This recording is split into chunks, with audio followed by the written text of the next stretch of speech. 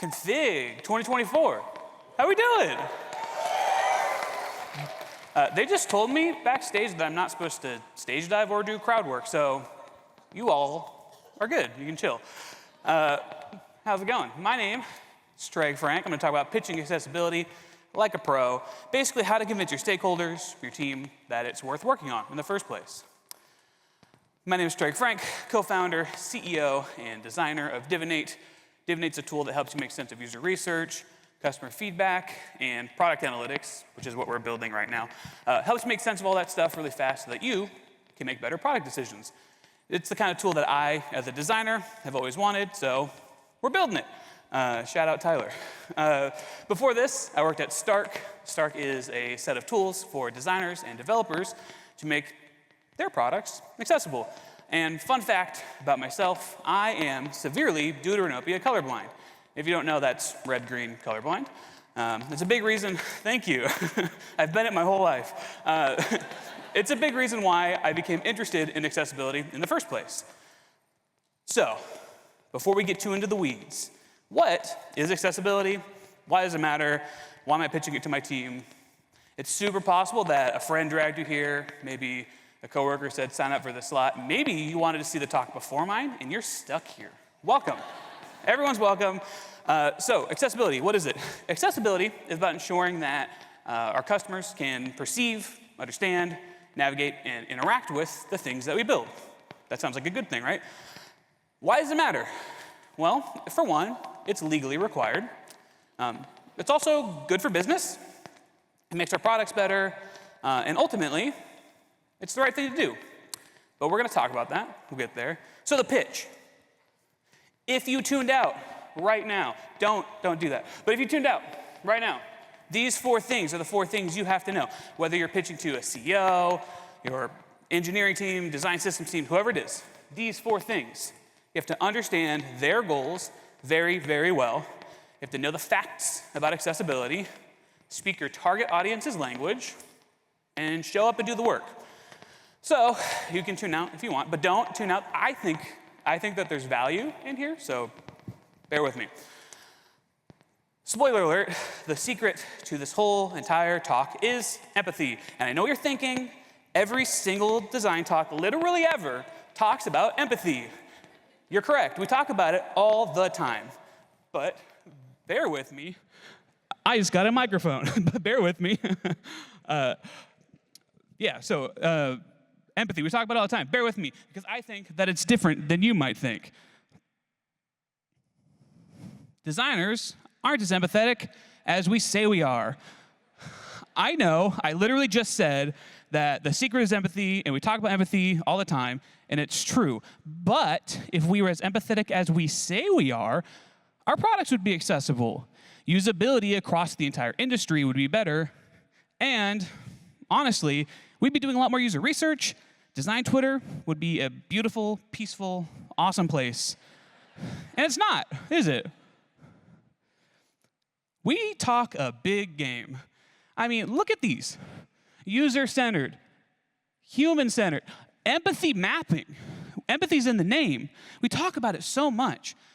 But what about empathy for the people that we work with? For our engineers? For our product managers? Love you guys. For our stakeholders?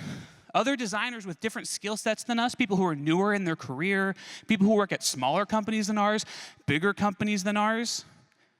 We lack empathy for one another to an extreme degree, and that's required for a good pitch. Like I said, the secret is empathy. It's empathy for the people that we work with. Without that, we won't have a strong pitch. Because pitching is sales. So many of us designers think about sales in a negative way. We picture used car dealers. We think about the Slack channel with the hooting and the hollering, and we get scared and we close the tab and we go back to the design channel where everyone's cool. We need to be able to sell as designers, to be able to sell to clients, to be able to sell internally, to create products that can be sold, and to understand how the products are sold that we create. Because sales is about understanding the product, in this case, accessibility, and the customer, our stakeholders, very, very well. Now, if you don't understand the product and you don't understand the customer, you'll find that you struggle to convince people of much of anything. If you believe in the product, accessibility, and you understand it, and you're speaking to the things that people care about, you'll find that it's much easier to convince people of things. We have to reframe the concept of sales. No more used car dealerships. Stop thinking about the earpieces pacing forth in the loud office. No more Wolf of Wall Street. Sales is empathy. Hot take. The first step in this process was understand their goals. Why is that? Because when we can speak to the things that people care about, they listen. And that is a practice in empathy. So let's get into it. Step one, understand their goals.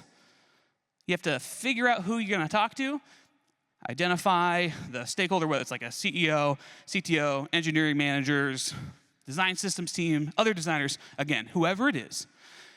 Identify that person and how their job is measured. What does success look like for them? Often the answer to this question is like business numbers going up and to the right. How do you get them promoted? How do you make them look so good at their job that when they make movements towards accessibility, they get promoted? They move up through the corporate ladder. We have to remember that when we're selling something, we're not just selling the literal thing. We're selling who you're becoming. Now, I know this is like a basic reductive example.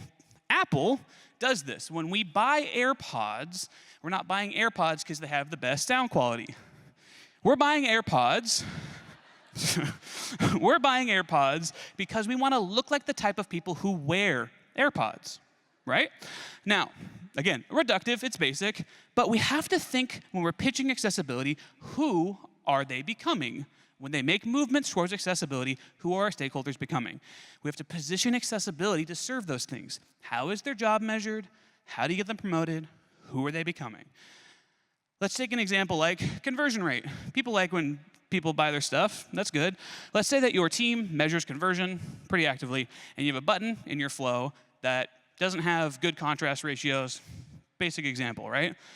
When we talk about changing that button, don't say, this isn't accessible, we're doing bad things. Say, I think it would be better if people could read this button. What if we increase the contrast? Here are some examples. And when you ship that, my bet is you do see a lift in conversion. And you can tell people, look, I helped the business, I made my stakeholder look good, and a Trojan horse made accessibility better. So, if you don't know what people care about, you don't know how they're measured, you have no idea, we can ask them. If you're afraid of asking your stakeholders how they're measured, what they care about, we can guess. What do your product managers care about? Well, you've probably heard the phrase, what gets measured gets managed. Another way people say this is like the purpose of a system is what the system does.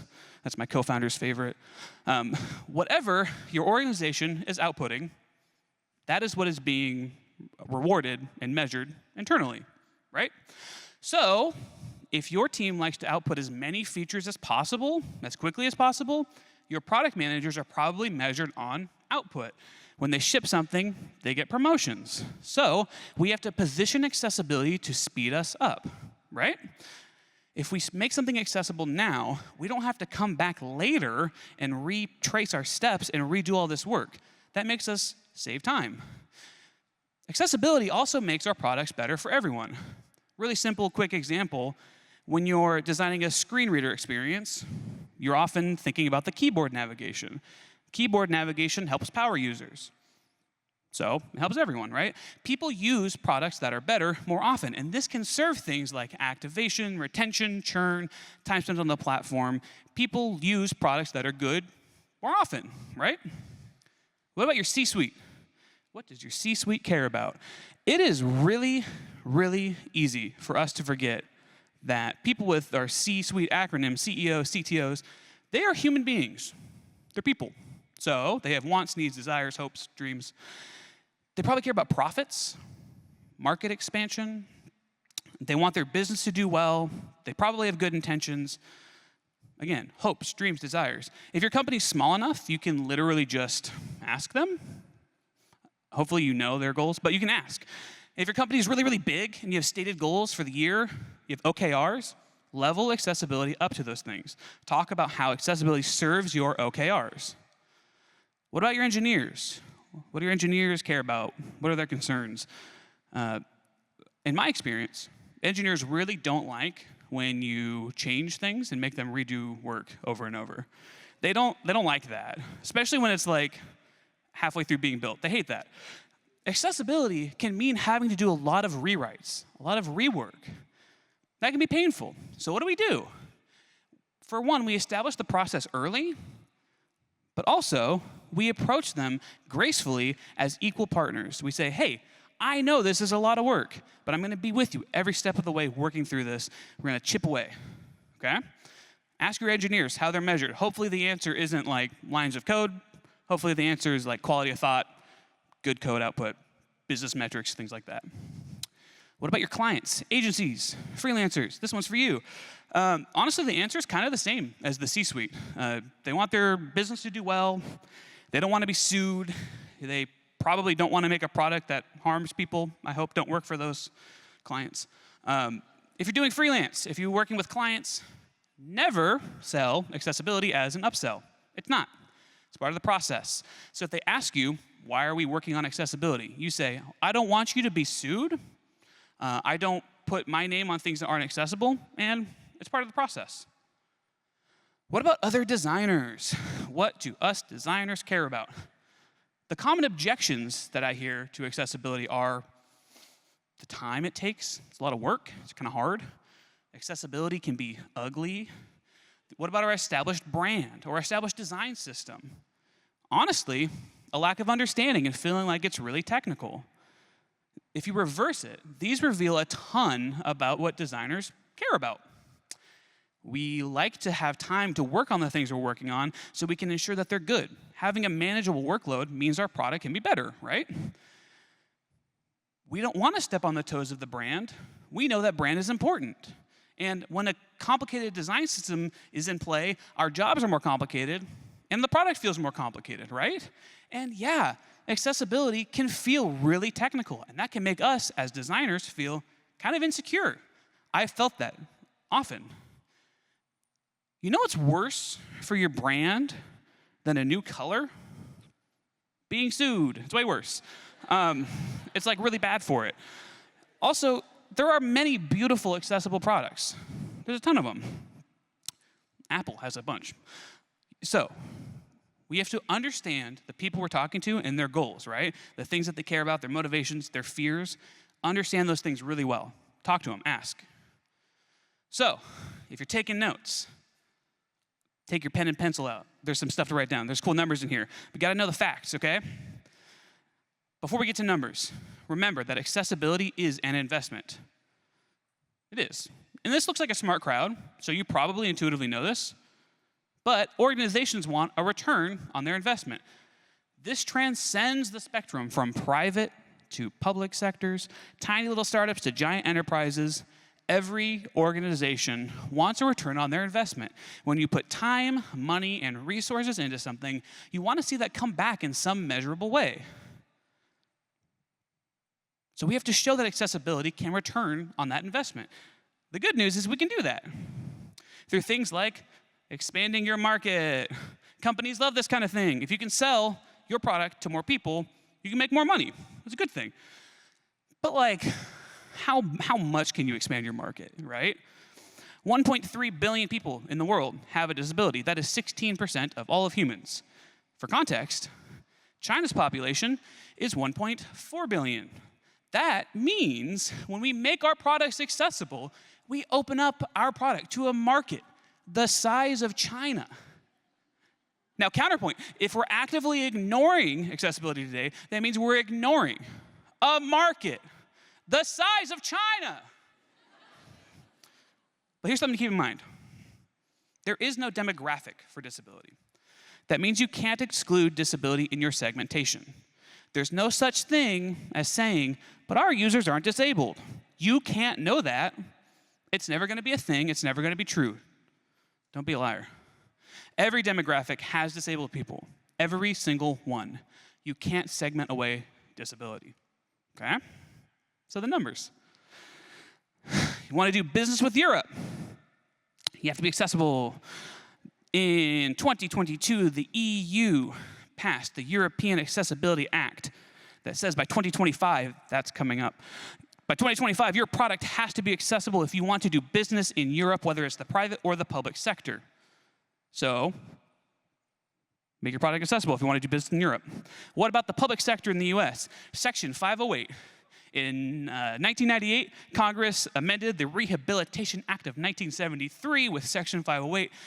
Ignore all that. Section 508 is what you need to know. This says that if you take federal funding at all, your organization needs to be accessible inside and out. The implication of that is if you buy from a software vendor, that software needs to be accessible, or else you run the risk of losing federal funding. That means schools, nonprofits, government organizations need to be accessible. This is us selling revenue potential to our companies. A market the size of China, Europe, and the public sector in the US, billions of dollars of value. Billions. We can also save money. Obviously, like I've said, we're trying to avoid lawsuits. But starting with accessibility up front can save us a bunch of money. But how much money? This seems fake because it's an even 100. This is a real stat. This is real. Making something accessible later is 100 times more expensive. If I spend $1 today, I've saved myself $100 tomorrow. That's wild. What do? You make it accessible now, right? Save yourself some money. Start. But where? Where do you begin? There's so much to do, right? Yeah, it can feel that way. I have not even lightly scratched the surface of accessibility today. There's so much. But let's take one step back.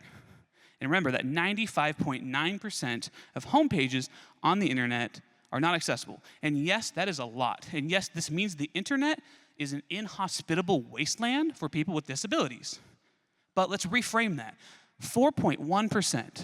Don't you want to be in the 4.1% of products that are accessible, to be a front runner, to show that you care about your customers to that degree, to build that customer loyalty?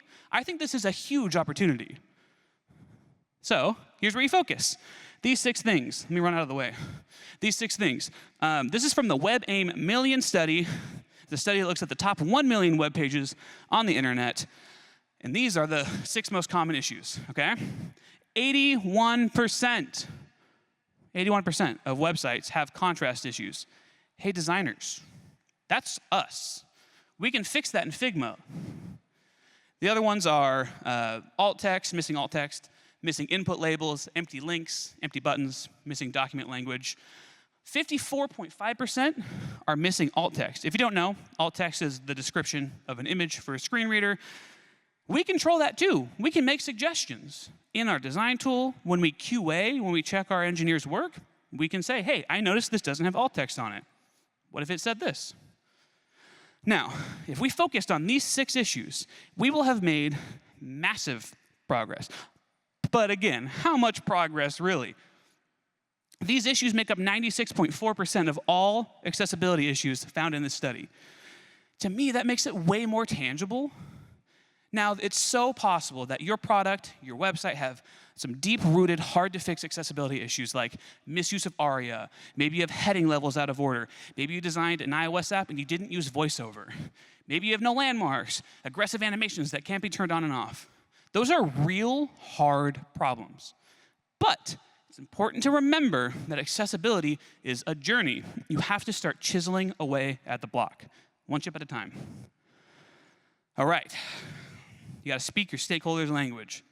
Designers, accessibility advocates, I love you, we have good intentions, but I'm speaking directly to some of you, okay? With the way you speak today, you're acting like your stakeholders are villains. You got to stop that.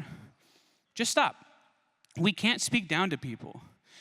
We can't talk to people like they're actively trying to harm people with disabilities.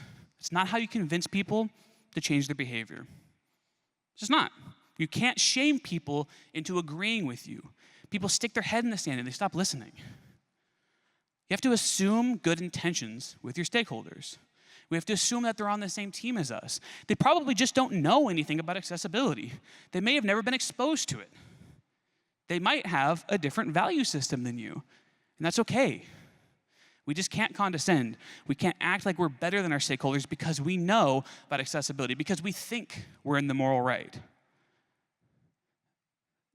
Oh, about the ethics. Yes, the ethics. Yes, this is the right thing to do. It is. But you have to remember that selling an ideology is really, really hard. And yes, society, it is the problem here. And yes, the way things have been built and designed for years have created institutional problems for people with disabilities. And yes, people with disabilities are tired of being ignored. But that doesn't mean that we get to skip the pitch. Does it feel icky to have to feel like you're selling accessibility? Maybe. It doesn't matter, because at the end of the day, optics and signaling don't make our products accessible. It doesn't matter how good we are or how smart we are or how much we think we're in the moral right or how much we think we know. If we haven't made any measurable change for people with disabilities, all we've done is inflate our own egos, and that doesn't do anything positive for disabled people.